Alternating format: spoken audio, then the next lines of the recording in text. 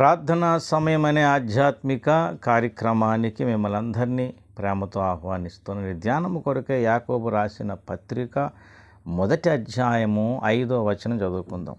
మీలో ఎవనికైనను జ్ఞానము కొదువుగా ఉన్న ఎడల అతడు దేవుని అడగవలెను, అప్పుడు అది అతనికి అనుగ్రహింపబడును.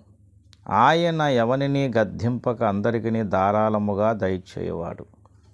ప్రభునందు ప్రియ దేవుని బిడ్డలారా, ఈ చదివిన ఈ లేఖన భాగములో మీలో ఎవనికైనా జ్ఞానము కొదువుగా ఉండేడలా అంటున్నాడు.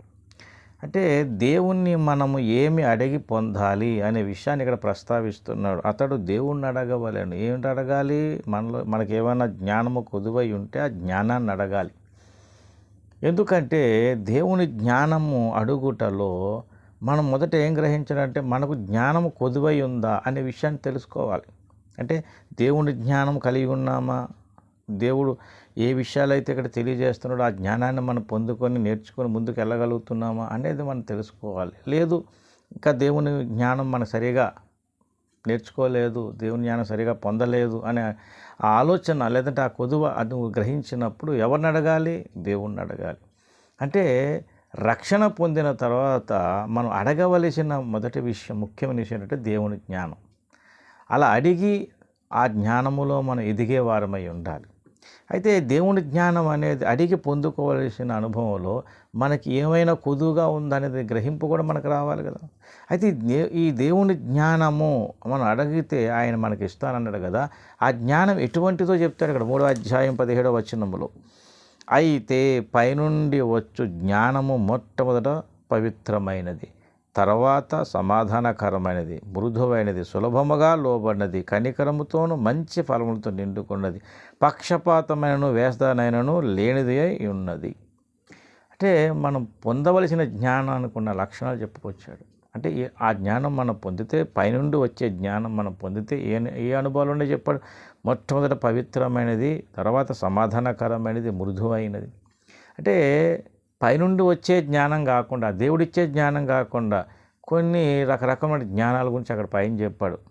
అవి ఇప్పుడు మనకు సంబంధం కాదు, కానీ దేవుణ్ణి మనం అడిగి పొందవలసిన జ్ఞానం లేకపోవడం వల్ల కొన్ని విషయాలు తప్పుగా అర్థం చేసుకునే పరిస్థితి ఉండదన్నమాట. చూడండి, పౌలు భక్తుడు ఒక సందర్భం చెప్పుకొచ్చాడు.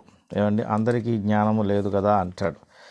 ఏమండి, చూడండి, 1 కొరింథీ పత్రిక 15వ వచనములో చూడండి, ఇక్కడ మనం గమనిస్తే 33, 34 చదువుతాను. మోసపోకుడి, దుష్ట సాంగత్యం మంచి నడవడిని చెరుపును, నీతి ప్రవర్తన గలవారే మేల్కొని పాపము చేయకుడి. దేవుని గూర్చిన జ్ఞానము కొందరికి లేదు, మీకు సిగ్గు కలుగుటకే ఇట్లు చెప్పుచున్నాను. అంటే దేవుని గురించి జ్ఞానం కొందరికి లేదంటే అందుని బట్టి కొన్ని విషయాలు వారు సరిగా గ్రహించలేకపోతున్నారు. కనుక జ్ఞానము అనేది మనము అడగాలి, పొందాలి. సాధారణంగా మనం దేవుణ్ణి అడిగేది ఏంటి అంటే మనకున్న అక్కరలు. అడుగుడి మీకు ఇవ్వబడును అనే వాగ్దానం పట్టుకొని ఈ భౌతిక సంబంధమైన అక్కర్లన్నీ మనం అడుగుతూ ఉంటాం. ఏమండి, అడగాలి, వాటిని కూడా అవసరాలు ఉన్నాయి.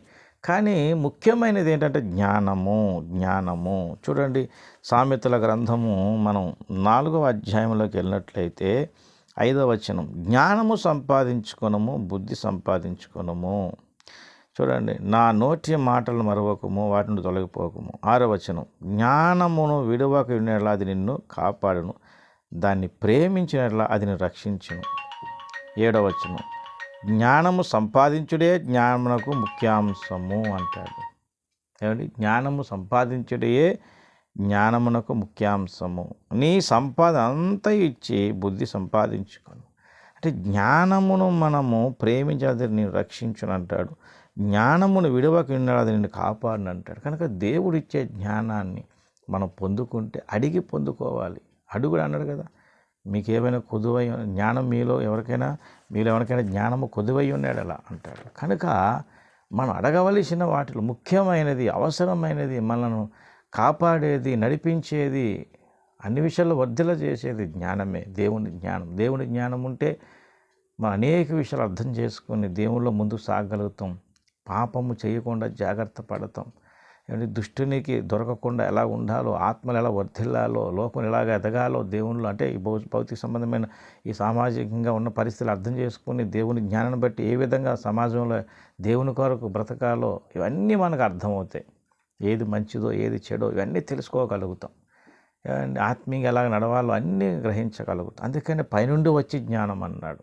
కనుక జ్ఞానం సంపాదించుకోవాలి. జ్ఞానం సంపాదించుకున్న కొరకు దేవుని సన్నిధిలో వేడుకోవాలి. ఏమంటే దేవుని సహాయం అడగాలి. కనుక దేవుని బిడ్డలారా ఇంకెన్నో విషయాలు మనం ఈ సందేశంలో చెప్పుకోవచ్చు. కానీ ముఖ్యమైన మాట కోసం మీకు ఈ విషయం తెలియజేస్తున్నాను. మనం అడగాలి దేవుని జ్ఞానాన్ని. మనల్ని నడిపిస్తుంది, కాపాడుతుంది. కనుక దేవుని బిడ్డలారా అడగవలసినవి ఎన్నో ఉండొచ్చు మనకు. కానీ ముఖ్యమైనది ఏంటి?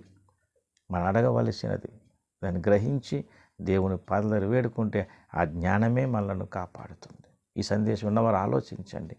మనలో ఎవరికైనా జ్ఞానం కొదువై ఉంటే అది గ్రహించాలి, అడగాలి. దేవుని అడిగి పొందుకున్నప్పుడు ఆ జ్ఞానమే మనం రక్షిస్తుంది. దేవుడు అట్టి కృప మీకు నాకు అందరికీ దయచేయను గాక. ఆమేన్. ప్రార్థన చేద్దాం. పరిశుద్ధుడైన మా తండ్రి, ఈ సందేశం నాలమాల ఫలింపజేసి మహిమ పొందమని, ఘనత మీరే పొందమని యేసయ్య పరిశుద్ధ నామముని ప్రార్థన వేడుకుంటున్నాను తండ్రి. ఆమేన్. అందరికీ వందనములు. దేవుడు మిమ్మల్ని దీవించి ఆస్వాదించును గాక. ఆమేన్.